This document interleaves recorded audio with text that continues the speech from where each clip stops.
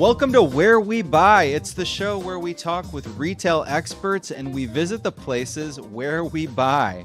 So I am James Cook. I research retail and real estate for JLL. And you are joining us for another edition of our European retail series. So for retailers that are trying to expand in Europe, it can be complicated, but it is also rewarding.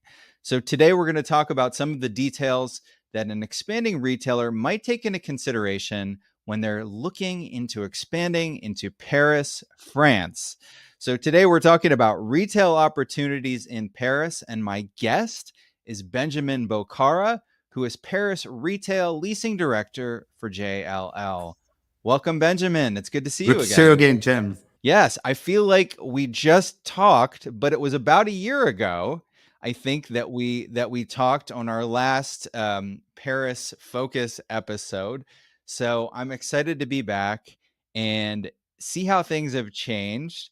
Would you say the retail landscape has changed in the past year? Has there been a lot of activity? Actually, we had very strong activity recently in Paris. It used to be strong before the pandemic, and it's still strong as we speak today. And when we check analytics, it's funny to say that Paris is finally a tiny city. If we compare it with Manhattan, it's twice bigger. Paris is 100 square kilometer, while Manhattan is only 60. Madrid is 10 times bigger than Paris. London is 15 times bigger than Paris. And when we see this, we understand that Paris is a difficult city to target. And that's why the activity remains strong, because we have a lot of work to do to find the right emplacement for new retailer. Just to give you an example, Paris is approximately the same size than Lisbon. So also when we take the last figures, we have approximately 62,000 retail spaces in Paris, which makes it one of the most concentrated city in Europe, with 28 stores per 1,000 inhabitants. So this gives you some analytics on how strong the retail is in the capital, but also how strong it's difficult for retailers to find the right place. So very relatively small city, very densely packed with lots of stores. And if you want to open there, you're going to have to work hard to find the right location. So I was thinking about when I talked to you last, and we were saying, boy, the Summer Olympics are coming up. That's going to have a big impact. So what was the impact? What was it? What was retail? I imagine there were a lot of retailers that came to the city for the Olympics. Are you still feeling the effects now that the Olympics are in the past? What do you think? Yeah, actually, we really strongly feel it, as the vacancy rate is decreasing a lot. Just after the pandemic, we had some fresh offers, some fresh retail spaces coming back to the market. But all the brands, they really anticipated this movement and the Olympics. So within the last 3 years before the Olympics, a lot of brands decided to go for Paris. And more specifically, when we're talking about 62,000 retail spaces in Paris, only 10% of this stock is located in the central shopping district, which means in the district in which you're eligible to open 7 days a week, in which you have what we call the international touristic zones. So if you check 6,000 emplacement is not such a big playground for the brands. And they decided to anticipate very, very strongly in advance before the Olympic to acquire new position. As a result, as we speak today, in this main shopping destination, the stock is very low. We're talking about few percent only. This is an interesting point that I don't think I was aware of. There are only designated touristic zones that if you're outside of that zone, uh, does that mean you have to close on certain days of the week? You have to keep to shorter hours? What does that No, mean? well, the you can open. I mean, the opening hours during the weekdays and the Saturday are free. It's up to you. There's some local regulation, but more or less, it's quite easy, flexible. For the rest of Paris, when we're talking about the Sunday, which is a very strong day for activity, only inside this international touristic zone, you can open all Sunday during the year. For the others, you're eligible to open up to 10 Sundays only upon Paris mayor authorization. So it's a big game changer because, first of all, this is where all the tourists are concentrated, a lot of hotels, a lot of nice shopping areas. And so it's very important for them to be where the shopping is happening, and especially on the Sunday. I mean, that's 10 Sundays a year. That's not very No. many. So, And you have to, usually you get an authorization when it's the Mother's Day or the Valentine days or the Christmas days, or sometime during the discount, the sales period. are there other regulations like that retailers, international retailers coming from outside of the country should be aware of, or that you have to educate them on when they're coming into to Each Paris? market is specific. So, first of all, and it's very clear for everybody, Paris is very historical city. You have a lot of listed buildings, so it's not like super easy to go through all the bureaucratic process. And I'm not saying that against them, because they are much about protecting the patrimony of Paris, but it takes to a very dedicated architect and also to understand the local um, um, buyers in what they expect in terms of retail. So when you intend to open in Paris, you have to count approximately 5 to 6 months. So you have to anticipate all the architectural project, also to put yourself to be compliant to host the how you call um, a disabled person. Sorry for that. Um, so you have to comply with the regulation to welcome disabled person, and this takes a while because you need to adapt your retail space in the building for that. So it takes a while, and it's a local regulation. Yeah, and I imagine some of the historical buildings are quite not accommodating to disabled people. Well, So you probably have to make a lot of changes. there weren't planned for that, but there was also some Yeah. possibility to counter this very strict regulation. For instance, we just finalized the deal with Onitsuka Tiger on the Champs Elysees, and before they can open, they have to deliver a full information on the work they intend to perform in the premises, because this retail space is inside a monument, a listed monument in Paris. So they will go through with it's a sure thing, but it's taking a while because there is a lot of people involved in the process, and this was Wow. anticipated all along the negotiation with landlord. Actually,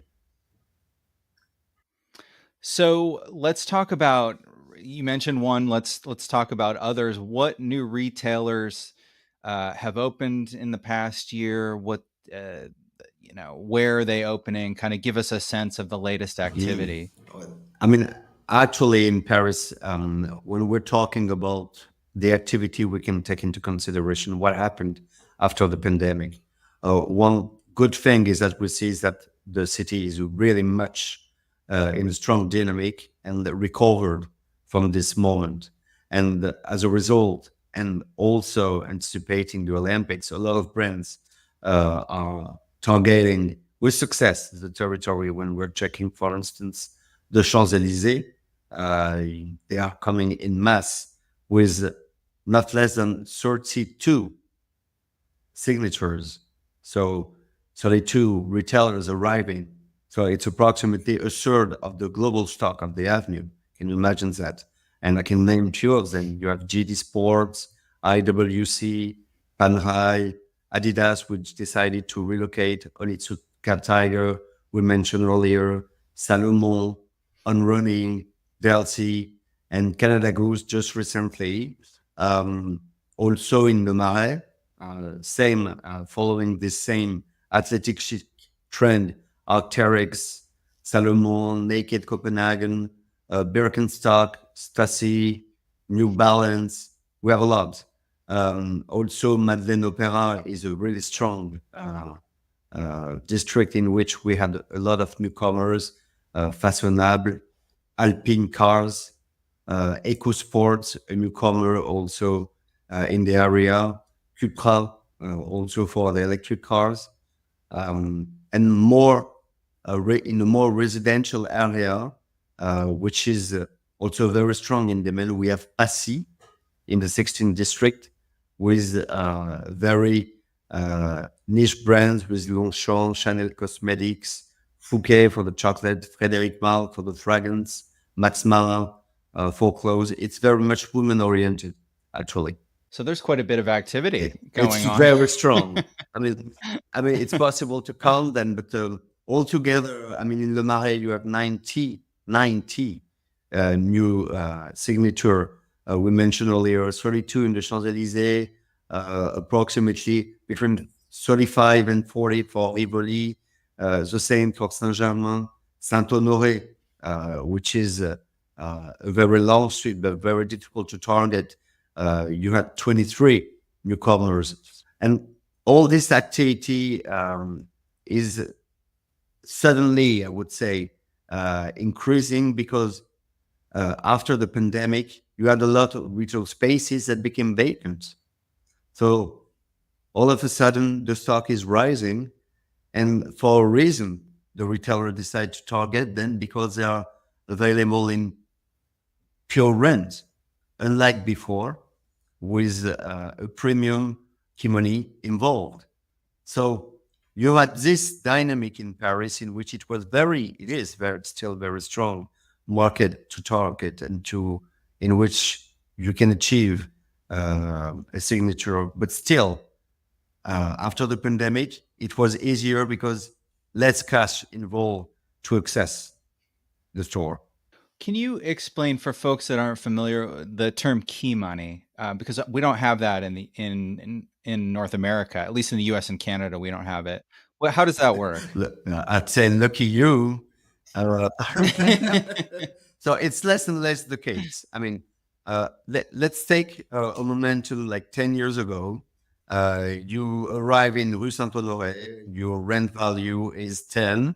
And because the demand is very high, 3 years later, the rent is 20. So it became the double. If you want to acquire this occupied location, you can negotiate with the current tenant and say, okay, give me your lease contract, transfer me your lease contract, and I give you some money in exchange. So you give me your place, your contract, and your current condition. Bearing in mind that when I transfer my lease to the new tenant, I transfer my current rent on it. So it would be 10 instead of 20. And to balance this difference of rent, I will pay a premium to the exiting tenant to balance the level of rent. So it's, how can I say, to make it simple, it's a pot of money that comes to balance to balance between the previous rent and the current rent. And so it used to be very important back in the day. But today, thanks to this pure rent availability, the key money is decreasing. Only today, because now the vacancy rate is becoming very low, especially in the very strong requested zone, you have some key money involved. but it used to be like a very strong impact for retailers that wanted to target Paris before. Nowadays, we're talking about more affordable key money than before. I see. And the key money, it goes to the tenant that's leaving. Absolutely, yeah. Okay. And so the landlord, well, how does that mean? So the lease, the tenant that's leaving still has term on their lease. But you have a lot of Is that how it you works? have a lot of configuration. In France, you have under the French regulation some very protective regulation for tenants. So I would say the French regulation is very tenant friendly. When you sign this contract with your landlord, you acquire what we call the commercial property, which means you're entitled to transfer this contract. It's considered as an asset to your company. To transfer this lease contract, which is an asset, means that you're transferring all the contract with all the current terms and conditions, which will I give to the new tenant the possibility to pay the previous rental value and not the actual rental value. So in exchange, I have as a new tenant to pay to balance the difference between those two levels. So And it's interesting that it's just interesting to me from my perspective that the landlord doesn't get any of that money. in the paper, this is where this is where we interact the more, because it's not only a two-person involved in the process. When I'm the tenant and there is a new tenant, I can decide within to find a mutual agreement to say, okay, I'm transferring you my contract at the same terms and condition, and in exchange to give me this key money. But then at this moment, landlord can raise his hand and say, okay, I need to give my acceptation for that. You cannot decide only both of you. So in some case, and it happens quite often, landlord ask for a compensation, which means is entitled to receive a portion of this key money or to higher his rent level. We have a deal, for instance, if I can give you a figure, for instance, I have a current rent at 200K, and then the landlord wants to higher the rent, say, okay, I'm okay for this lease transfer, but only if I can get a counterpart for it. And then if I have a current rent at 300 while I'm taking a former contract at 200, the difference is 100K per year. Though taking in consideration the lease contract lasts 10 years in France, that would make an economy of 100,000 per year, which makes altogether 1 million. So a slight difference in former and current rent makes a 10 times equivalent of key money. So that's why in the Champs-Élysées, that's why in the Rue Saint-Honoré, we had very strong key money, and we were talking about millions, sometimes 10 millions, 15 millions, 20 millions. That was before, when the internet was not that strong. And today, as we speak, the internet, the online sales are making more or less all different type of activity, 20 to 25% of the global income for the brands. So less and less they need square meters to make some turnover. So demand is there, vacancy seems low, especially in the most popular districts. What about rental rates? Have those continued to rise? If we're back in time, the rental value in Paris in the strategic zone, they rise really very importantly starting in 2010, because the tourists, especially the Chinese tourists, well, it was more easy for them to travel to Europe and especially in Paris. So according to the purchasing power, the capacity for the brand to make good turnover was rising. So there was a game to attract the best places to welcome your potential customers. And this brought the rental value to rise very highly from 2010 up to 2019 till the pandemic. And then after the pandemic, we have to say that in 2020, 2021, opportunity were very good. There was kind of little decline because all of a sudden you have some vacant space. So that was some really good opportunity for company who decided to come back in the market early. But this brought a lot of retailers to target Paris, especially in prevision of the Olympic. And then the rental values, they remain quite strong. They're not increasing as before. I think it's in the past, but still they're remaining strong. And today, as we speak, rental value are stabilized, nearly at the level of before pandemic, but we have more participation provided by landlords. This is the game. And recently, I would say that the competition is strong enough to give an opportunity to landlord to decide which retailer I'm going to choose for my premises, and they won't have to straighten the participation as they had to 2 or 3 years ago. So So there's more competition absolutely now, right. and a landlord can, Absolutely. yeah, and a landlord can choose.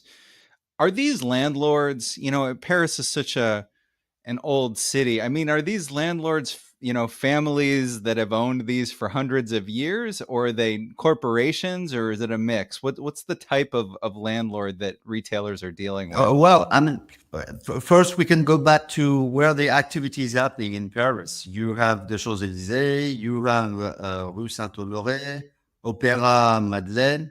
I would say in the very large avenue, just like Champs-Élysées, Opéra, Madeleine, Capucine, it's rather institutional landlords. While when you go to Rue Saint-Honoré, in Le Marais, you have more family or small independent landlords. Still, you have a mix, that's for sure. But you have big trends. And for instance, Champs-Élysées is fairly institutional landlords, for instance.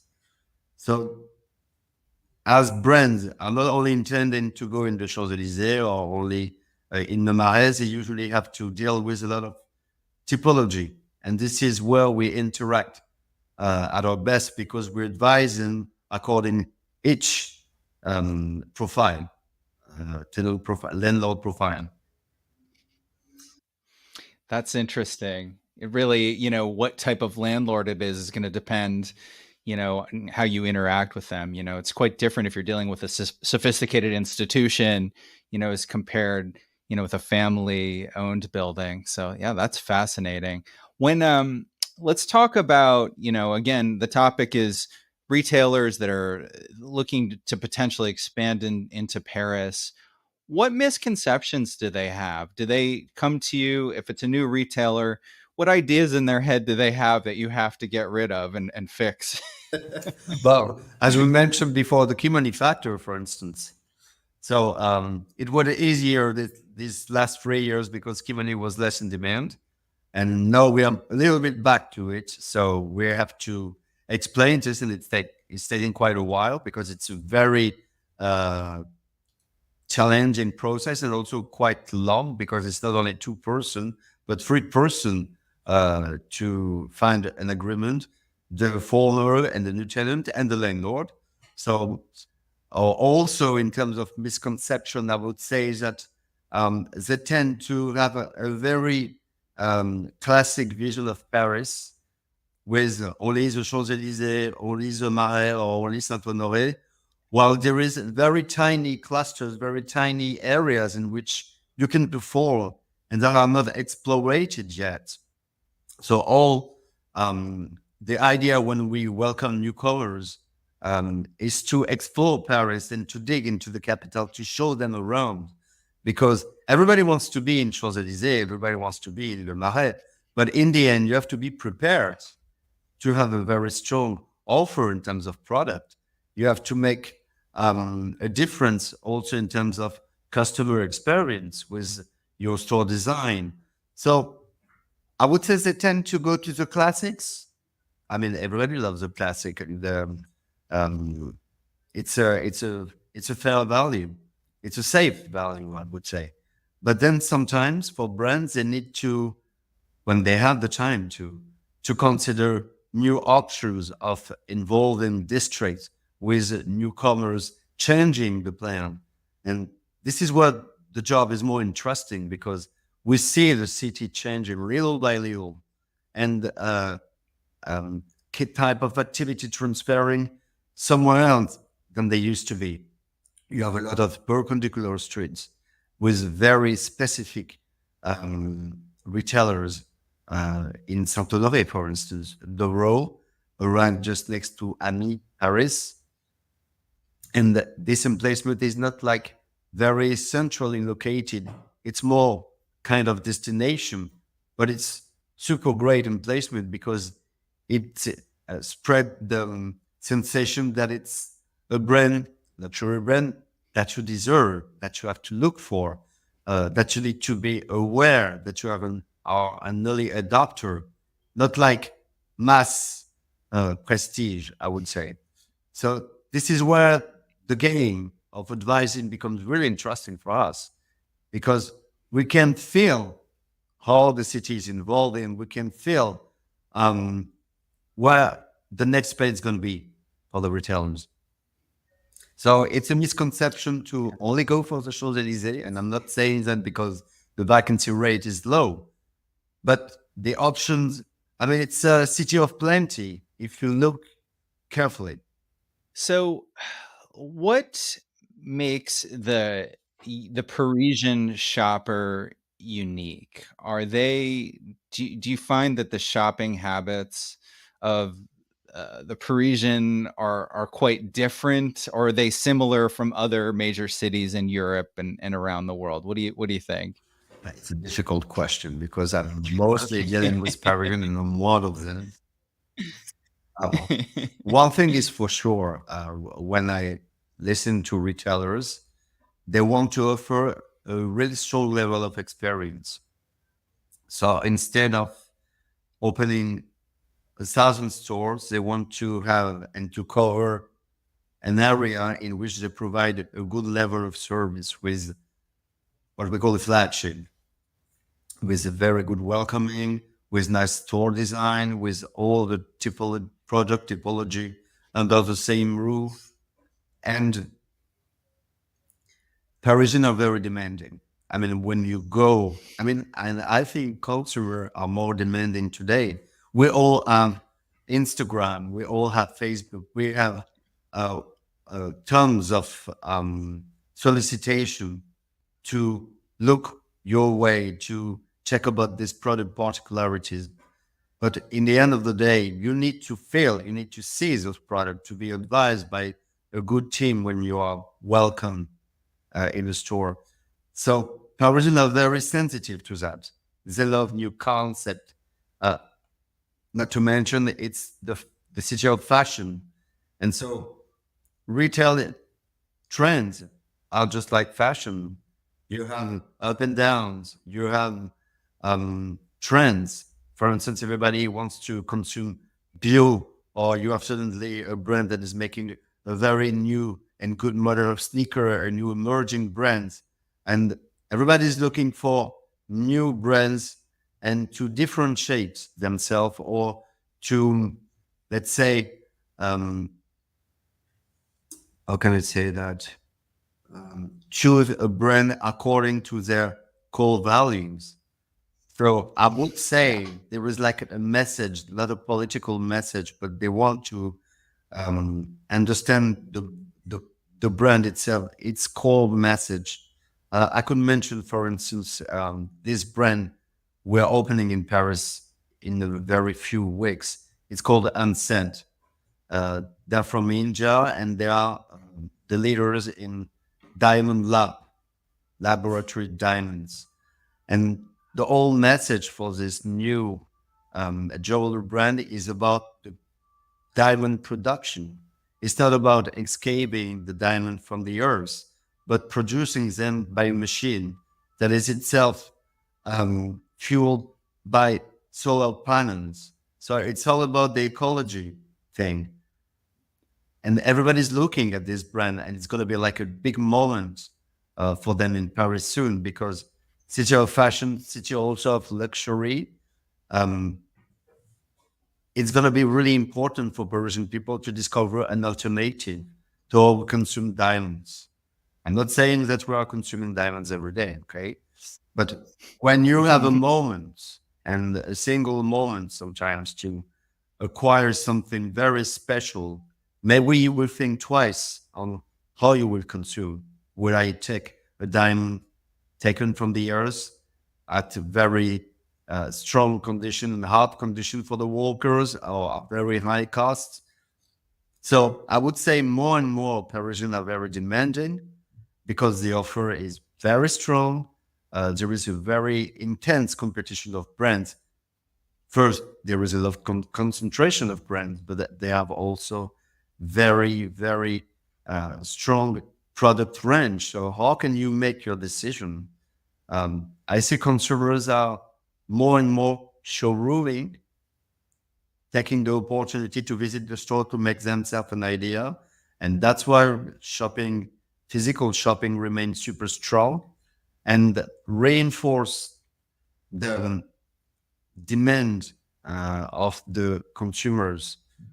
They have to find new stuff. They have to understand what's new, what's the principle of the brand. So it's, I would say, really important for the brand to have a nice store, to have a physical presence, because this is where they interact the most. At the end of the day, you would probably spend more time browsing on the internet than going walking down the street. Well, I love doing these shows because I get to learn something. I need to go learn about Unset now. So you said they're from Yeah, they're India? from India, and the other Okay. company All right. is one of the leader in their lab diamond production. They produce for many other brands, and that's a funny and very interesting example of what we did. They're followed by Jillian in India first, so we had a connection between both countries. And when they decided to arrive in Paris, they were really about Rue de la Paix.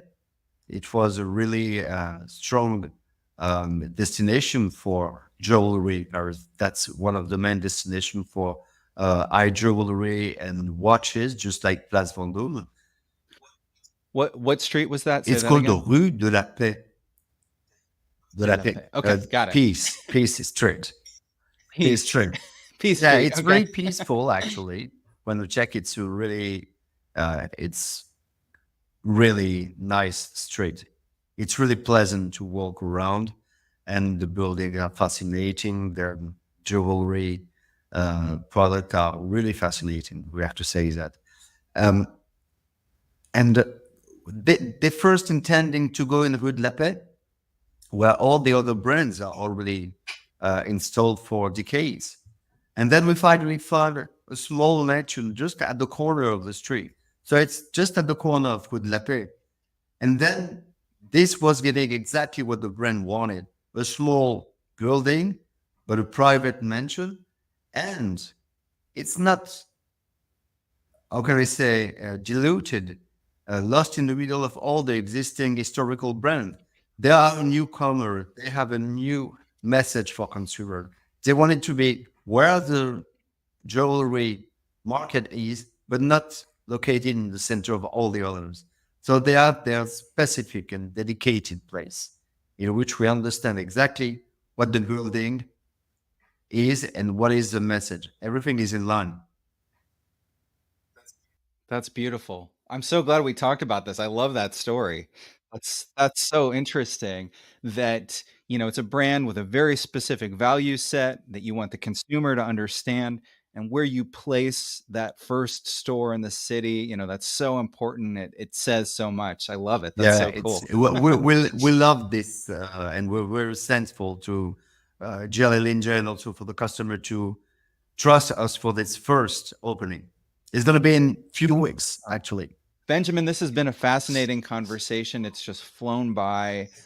As always, when we talk, I learn a lot. Okay. So thank you so much for joining me today. This has been wonderful. Thank you so much, James. It's a pleasure. I'm excited. Excellent. And for everybody out there, you can subscribe to Where We Buy on the iPhone podcast app or on Spotify. For the audio version, just search for Where We Buy. Or you can, I think the best thing is to follow me on LinkedIn for the videos, James Cook JLL. We have tons of research reports on jll.com that are all free to download. And if you've got questions about retail, shopping centers, or retail real estate, feel free to connect and message with me on LinkedIn. Like I said, just search for James Cook JLL.